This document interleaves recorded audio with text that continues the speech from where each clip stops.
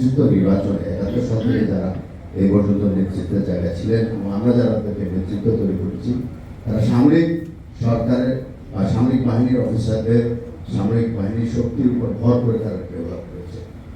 Develop হওয়ার পর তারা তাদের ব্যক্তি চরিতার্থগুলো বাস্তবায়ন করছে।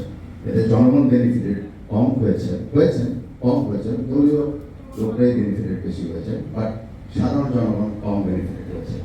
এটা যদি আপনারা মেনে থাকেন তাহলে আমি আমার বক্তব্য শুরু করব। যেমন একটু উদাহরণ দিই, মেট্রো রেল, এলিভেটেড এক্সপ্রেসওয়ে, তারপর দেশের যত ডেভেলপমেন্ট ওয়ার্ক হয়েছে, মাথার বাড়িতে যে প্রজেক্টগুলো হয়েছে, যতগুলো কাজ হয়েছে এগুলো দেশের জন্য অনেক ভালো।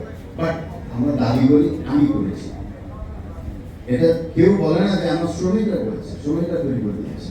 কেউ বলে না পাশের দেশের দেশ বা অন্য বিদেশের সংস্থা আমার দেশের জনগণকে লোন হিসেবে দিয়েছে, জনগণের লোনের